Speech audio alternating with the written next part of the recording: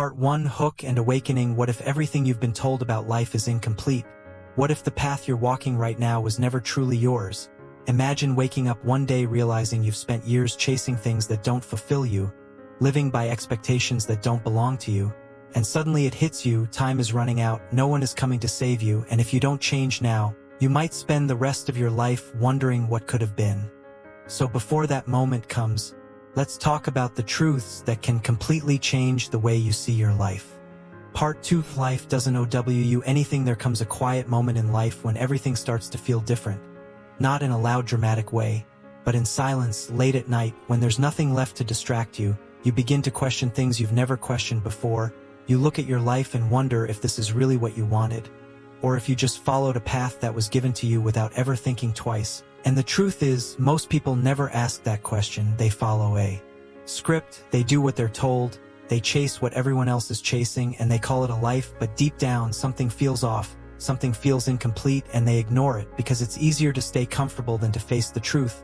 But comfort is dangerous because it keeps you stuck, it keeps you from growing, and before you know it, years pass and you realize you weren't really living, you were just existing. And that realization, as painful as it is also the beginning of something powerful, because once you see it, you can't unsee it. Part 3: You become what you repeat. One of the hardest truths to accept is that life doesn't owe you anything. Not success, not happiness, not fairness, and at first that feels unfair, because you've been taught that if you work hard and do the right things, life will reward you, but reality doesn't work like that. There are people who work hard and still struggle. There are people who do everything right and still fail, and when that happens, most people feel frustrated. They feel like life is against them, but the truth is, life was never designed to be fair.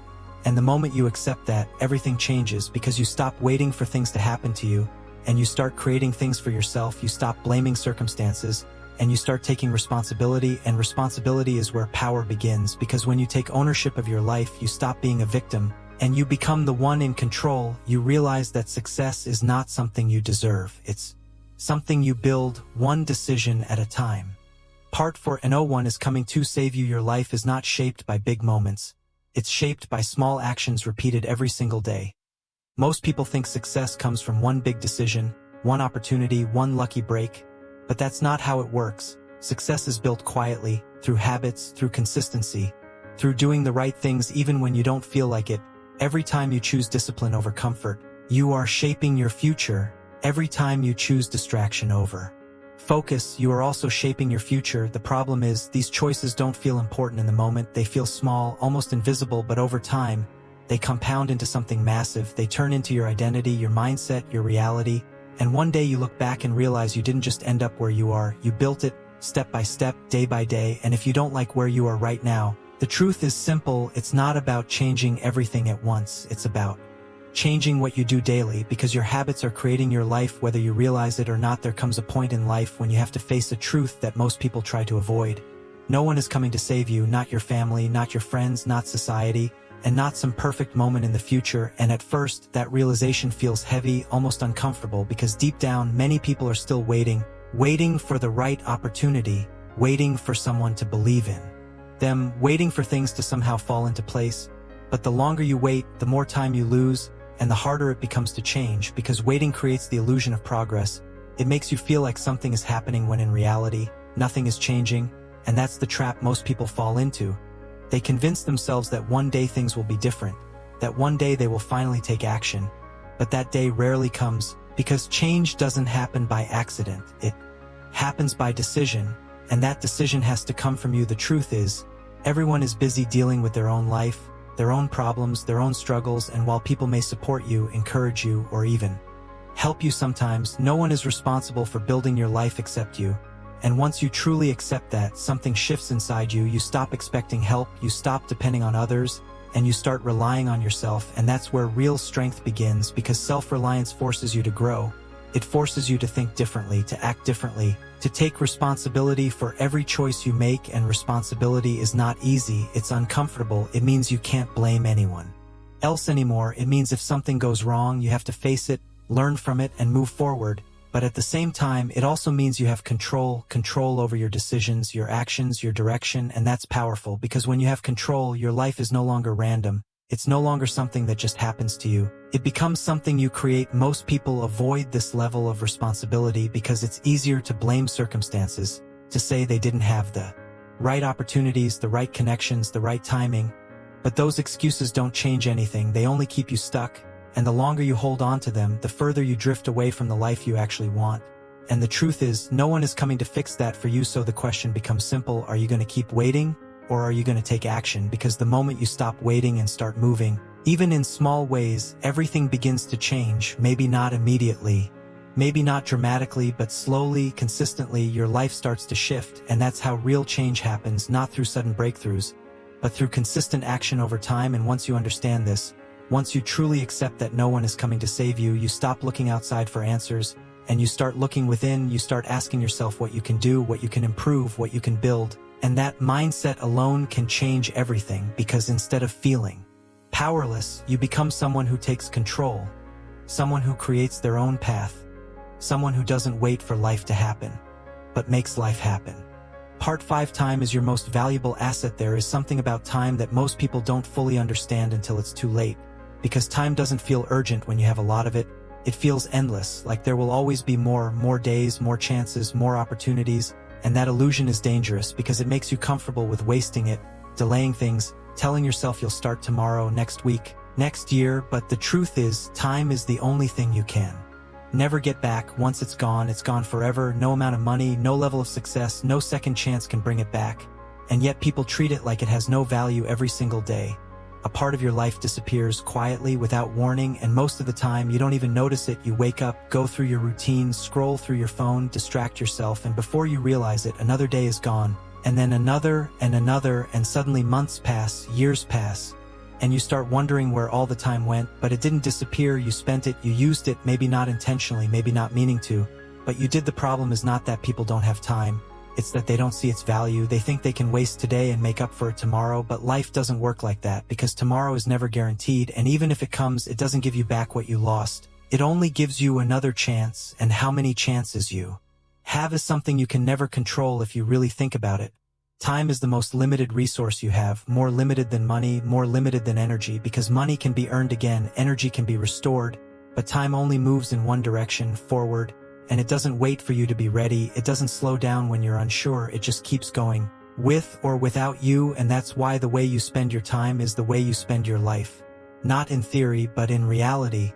Because your life is nothing more than a collection of moments, days, and years. And how you use them determines everything.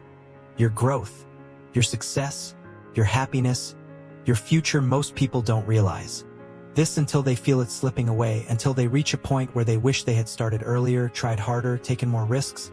But by then, they're not just dealing with missed opportunities, they're dealing with regret. And regret is one of the heaviest things a person can carry, because it comes from knowing you had the chance, but didn't take it. So the real question is not how much time you have, but what you're doing with the time you have right now, because that's the only thing you can control. And the moment you start treating your time as something valuable, something limited, something worth protecting, your priorities begin to change. You stop wasting it on things that don't matter. You become more intentional, more focused, more aware, and slowly your life begins to shift. Not because you suddenly have more time, but because you are finally using it in a way that actually matters. Part 6: You don't need permission. There is a silent pressure that shapes the lives of most people, a pressure to fit in, to follow expectations, to live in a way that feels acceptable to others. And the dangerous part is, it happens so gradually that you don't even notice it. You start making decisions not based on what you truly want, but based on what is expected of you, what is considered safe, what will avoid judgment. And before you realize it, you are no longer living your life. You are living a version of life that was designed by someone else from a young age. You are taught what success should look like, what a good life is supposed to be, and you follow that path without questioning it, because it feels normal, it feels right. But deep down, there is always a small voice, a quiet feeling that something doesn't fully align, and most people ignore that feeling, because listening to it would mean stepping into uncertainty, and uncertainty is uncomfortable. But here is the truth: no matter what you do, people will judge you anyway. Whether you follow the expected path or create your own, someone will always have an opinion, someone will always disagree. And if that's the case, then living for approval becomes pointless, because you can never satisfy everyone. And the more you try, the further you move away from yourself. You don't need permission to change your direction. You don't need approval to pursue something different. You don't need validation to become who you want to be, yet so many people wait for it. They wait for someone to tell them it's okay, that it's safe, that they're allowed to take a different path. But that permission rarely comes, and even when it does, it doesn't mean anything if you don't believe it yourself. The truth is, the only permission that matters is the one you give yourself, and that's where the real challenge begins. Because giving yourself permission means taking responsibility for your choices. It means accepting the risk, the uncertainty, the possibility of failure, and most importantly, it means letting go of the need to be understood by everyone, and that's not easy, because humans are wired to seek acceptance, to belong, to avoid rejection. But growth doesn't happen inside comfort.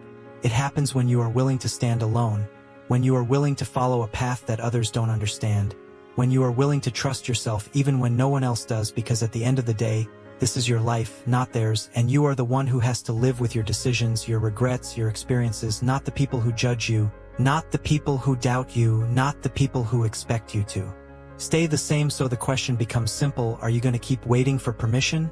Or are you finally going to give it to yourself? Because the moment you do, everything begins to change, not instantly but fundamentally, because you are no longer living based on expectations, you are living based on choice, and that is where real freedom begins. Part 7: Loneliness isn't the enemy in a world that is constantly filled with noise, distractions, and endless connection. Loneliness has become something people are afraid of, something they try to avoid at all costs. They fill every moment with stimulation, scrolling through their phones, listening to something, talking to someone, anything to escape being alone with their own thoughts. But what if loneliness isn't the enemy? What if it's actually the place where you finally meet yourself? Because when everything becomes quiet, when there are no distractions left, no voices influencing you, no expectations surrounding you, you are left with nothing but your own mind, your own thoughts, your own truth. And for many people, that's uncomfortable, because it forces you to confront things you've been avoiding, your fears, your insecurities, your doubts, the questions you didn't want to ask. And that's exactly why most people run from it, because it's easier to stay distracted than to face yourself. It's easier to fill your time than to understand it. But the more you avoid being alone, the less you understand who you really are. And without that understanding, you end up living a life that doesn't truly belong to you. Loneliness is not emptiness, it's space, space to think, space to reflect, space to understand yourself without influence. And in that space, something powerful happens. You begin to see things more clearly. You start to understand what actually matters to you.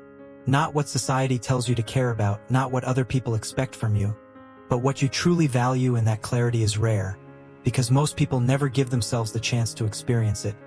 They stay surrounded by noise for so long that they forget how to listen to themselves. They lose connection with their own thoughts, their own direction, and over time, they become dependent on others to feel complete. But when you learn to be alone, when you become comfortable in your own presence, everything changes, because you no longer need constant validation. You no longer rely on external noise to feel okay. You become grounded, independent, and clear, and that kind of strength cannot be taken away from you. But when you learn to be alone, when you become comfortable in your own presence, everything changes, because you no longer need constant validation. You no longer rely on external noise to feel okay. You become grounded, independent, and clear, and that kind of strength cannot be taken away from you. Being alone doesn't mean being lonely in a negative way. It means being connected to yourself in a way most people never are. It means you can sit with your thoughts without running from them. It means you understand yourself deeply enough to not feel lost even when no one else is around. And once you reach that point, relationships change too, because you no longer seek people to fill a void. You choose them because they add value to your life, not because you need them to feel complete. So instead of fearing loneliness, learn to embrace it, learn to use it, because within that silence is where clarity lives, and within that clarity is where your true life begins. Part 8: Success is not the destination. From a young age, you are taught to believe that success is something you arrive at, a destination somewhere in the future where everything finally makes sense, where you are finally happy, finally fulfilled, finally complete. And so you spend years chasing it, telling yourself that once you reach a certain point, everything will fall into place, that once you have enough money, enough recognition, enough achievements, you will finally feel satisfied. But when you get there, something feels different than you expected. The excitement doesn't last as long as you thought. The fulfillment fades faster than you imagined. And before you even have time to process it, your mind is already searching for the next goal, the next milestone, the next level, because success was never meant to be a final destination. It's a moving target, one that keeps shifting the moment you reach it, and this is where many people get stuck. They spend their entire lives chasing a version of success that never truly satisfies them, always believing that happiness exists somewhere ahead, just one more step, one more achievement away. But the truth is, if you can't find fulfillment in the process, you will never find it at the destination, because the destination is temporary. It's just a moment, a brief point in time. But the process, the journey, the daily effort, that's where your life actually happens. That's where you spend most of your time. And if you don't learn to appreciate that, then no amount of success will ever feel enough. This doesn't mean you shouldn't have goals.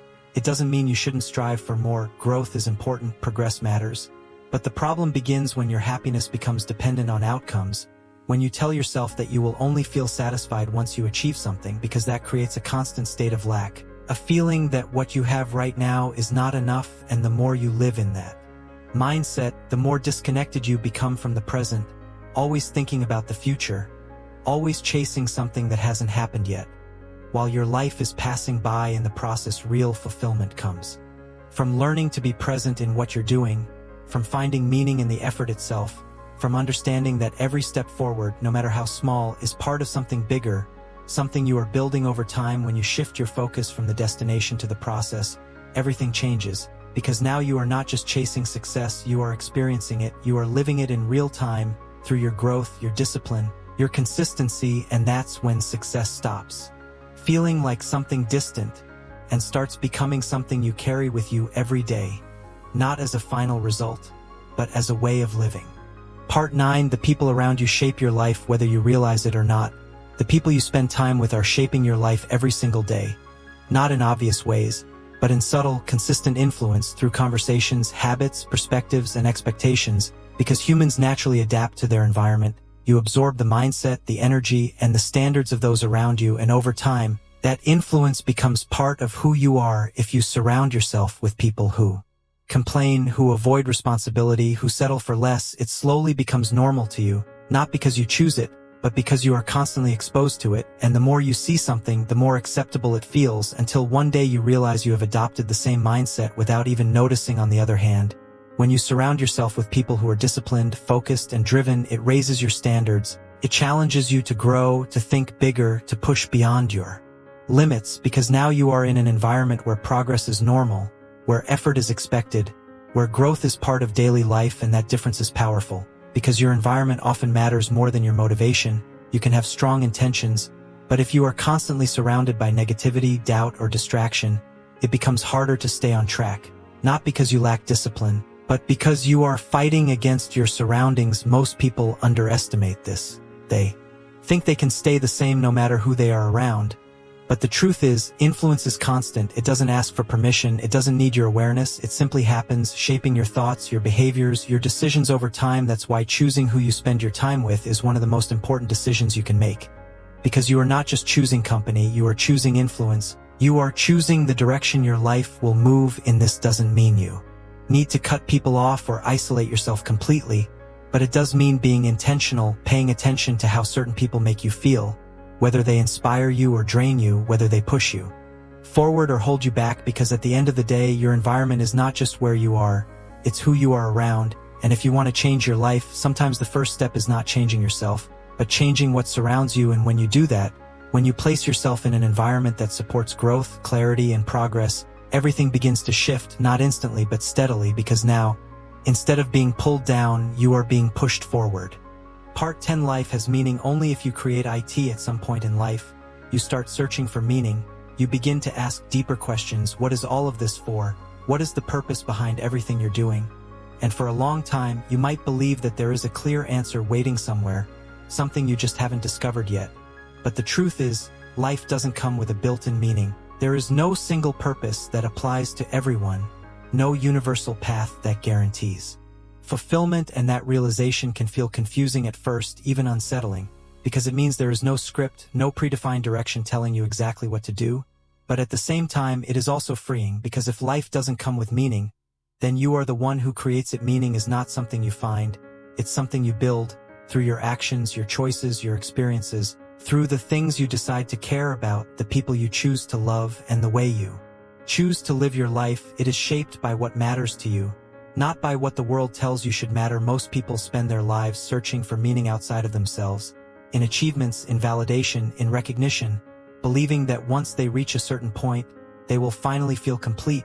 But meaning doesn't come from reaching something, it comes from becoming something, from growing, from contributing, from living in a way that feels aligned with who you truly are. And that's why two people can live completely different lives and both feel fulfilled. Because meaning is personal, it is not measured by status, money, or success. It is measured by how deeply you feel connected to what you are doing and why you are doing it. The challenge is, creating meaning requires awareness. It requires you to think for yourself, to question what you've been told, to step outside expectations and define your own values. And that's not easy because it means taking responsibility not just for your actions, but for the direction of your life. But once you do, once you start living intentionally, everything begins to feel different. Your decisions have purpose, your time has value, your life has direction, not because someone gave it to you, but because you created it. And at the end of everything, when you look back on your life, the question will not be whether you followed the right path, but whether you lived in a way that felt true to you, whether you created something meaningful in the time you were given. So don't wait for meaning to appear. Don't wait for clarity to come from somewhere else. Create it, define it, build it through the way you live every single day. And if this message made you think differently, if it gave you a new perspective on your life, make sure to subscribe to the channel Behind Closed Door, because sometimes the most important truths are the ones we only discover when everything else is quiet. Part 11, Discipline is freedom. Most people think discipline is restrictive, something that limits your freedom, something that forces you into structure, routine, and control, and because of that, they avoid it. They chase comfort instead, doing what feels good in the moment, avoiding what feels difficult, telling themselves they'll be more disciplined later when they feel ready, when the timing is right. But that moment rarely comes, because discipline is not something you wait for, it's something you build. And here's the truth that most people don't realize: discipline is not the opposite of freedom, it is the foundation of it. Because without discipline, you are controlled by impulses, by distractions, by temporary emotions. You say you want one thing, but you do another. You make plans, but you don't follow through. You start things, but you don't finish them. And over time, that lack of discipline creates a life that feels out of control. You wake up without direction. You move through your day reacting instead of deciding. You let your habits dictate your future instead of shaping it yourself. And that is not freedom, that is dependency. Dependency on motivation, on mood, on circumstances. And those things are unreliable, they change constantly. They cannot be trusted to build something meaningful. Discipline, on the other hand, creates stability. It gives you control over your actions. Regardless of how you feel, it allows you to move forward even when it's uncomfortable, even when it's difficult, even when you don't feel like it. And that consistency is what builds real progress, not intensity, not short bursts of motivation, but steady, repeated effort over time. And the more disciplined you become, the more options you create for yourself, because now you are not limited by your weaknesses, you are guided by your decisions. You are able to do what needs to be done, when it needs to be done, without hesitation. And that level of control opens doors, it creates opportunities, it builds a life that would not exist without it. Think about it this way: every time you choose discipline over comfort, you are investing in your future. You are building something that your future self will benefit from. And every time you choose comfort over discipline, you are delaying that future, pushing it further away, making it harder to reach. Most people don't fail because they lack ability, they fail because they lack consistency. They start strong, but they don't continue. They rely on motivation, but motivation fades, and when it does, they stop. They fall back into old patterns, and the cycle repeats. But discipline breaks that cycle. It removes the need to feel ready. It removes the need to wait. It turns action into something automatic, something consistent, something reliable. And that's where real change happens, because when you are disciplined, you don't just hope your life will improve, you ensure it, step by step, action by action, day by day. And over time, those small actions turn into something powerful, something undeniable, something that completely changes the direction of your life. Part 12, Comfort is the enemy of growth. Comfort feels safe, it feels easy, it feels familiar, and that's exactly why it's so dangerous, because when you stay in comfort for too long, you stop growing, you stop challenging yourself, you stop moving forward, and without even realizing it, you begin to settle, not because you want to, but because you've become used to where you are. Most people don't fail because they are incapable. They fail because they become comfortable with routines that don't push them, comfortable with results that don't fulfill them, comfortable with a life that feels just good enough. And over time, that comfort turns into a cage, A place where nothing changes, nothing improves, nothing evolves. The problem is, comfort doesn't feel like a problem in the moment. It feels like peace, like stability, like something you should protect. But growth doesn't happen in comfort. It happens in discomfort, in uncertainty, in situations where you are forced to adapt, to learn, to push beyond what feels easy. Every time you avoid discomfort, you avoid growth. Every time you choose the easy option over the difficult one, you stay the same, and staying the same might feel safe now, but over time it leads to frustration, to regret, to the feeling that you are capable of more but never actually reaching it. Growth requires tension. It requires effort. It requires you to step into situations where you don't feel fully ready, where you might fail, where you might struggle, but that's exactly what shapes you. That's what builds resilience, confidence, and strength. Think about any area of your life where you've improved. It didn't come from doing what was easy. It came from pushing through what was difficult, from staying consistent when it was uncomfortable, from continuing when it would have been easier to stop. And that's the difference between people who grow and people who stay stuck. It's not talent, it's not luck. It's the willingness to face discomfort again and again, to step into situations that challenge you instead of avoiding them. Comfort will always be there, always tempting, always offering an easier path. But that path leads to the same place, the same results, the same life. And if you want something different, you have to be willing to choose differently, because the moment you step outside of comfort, even in small ways, you begin to expand. You begin to see new possibilities, new perspectives, new versions of yourself that didn't exist before. And over time, what once felt uncomfortable becomes normal. What once felt difficult becomes manageable. And that's how growth happens, not in one big moment, but through repeated exposure to discomfort, through the decision to keep moving forward even when it would be easier to stay where you are. Part 13. Your mind is your greatest weapon. Everything in your life begins in your mind. The way you think, the way you interpret situations, the way you respond to challenges, all of it shapes your reality more than you realize. Because your mind is not just something that reacts to the world, it actively creates the way you experience it. And that means the quality of your life is directly connected to the quality of your thoughts. Most people don't question their thinking. They accept every thought as truth, every doubt as reality, every fear as a signal to stop. And over time, that creates limitations, invisible barriers that shape what they believe they can or cannot do. And once those beliefs are formed, they begin to act accordingly, reinforcing the same patterns again and again. If you believe you are not capable, you hesitate, you avoid challenges, you hold back, and that behavior produces results that confirm your belief, creating a cycle that feels real, but was actually built from the way you think, not from your true potential. Your mind can work for you or against you. It can push you forward or hold you back. And the difference is not talent, not intelligence, but awareness. The ability to recognize your thoughts instead of blindly following them, because not every thought you have is true. Not every fear is valid. Not every doubt deserves your attention. And the moment you begin to question your thinking, you create space between what you think and how you act. And in that space, you gain control over your reactions, control over your decisions, control over the direction your life takes. Because now you are no longer driven by automatic patterns. You are choosing consciously, intentionally. This doesn't mean you eliminate negative thoughts completely. That's not realistic. Your mind will always generate doubts, fears, and uncertainty. But the difference is, you don't let them define you. You observe them, you understand them, but you don't give them power over your actions. And over time, that awareness becomes strength, because you are no longer controlled by emotions in the moment.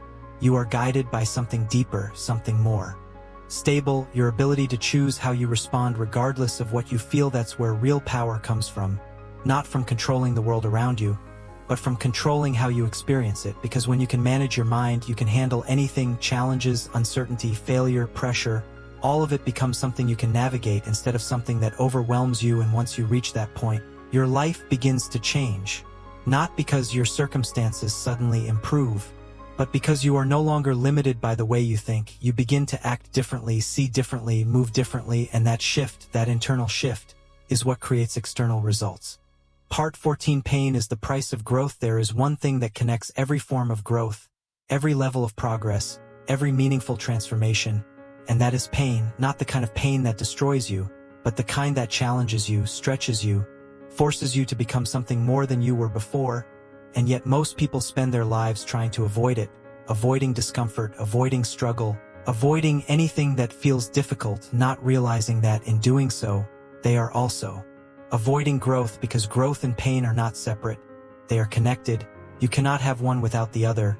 Every time you push yourself beyond your limits, it feels uncomfortable. Every time you face something new, something uncertain, something difficult, there is resistance, there is pressure, there is pain, and that's not a sign that something is wrong. It's a sign that something is changing. Think about any moment in your life where you truly grew, where you became stronger, more confident, more capable. It didn't happen when things were easy. It happened when things were hard, when you had to push through doubt, when you had to keep going even when you wanted to stop, when you had to face something that challenged you. And that's why avoiding pain keeps you stuck.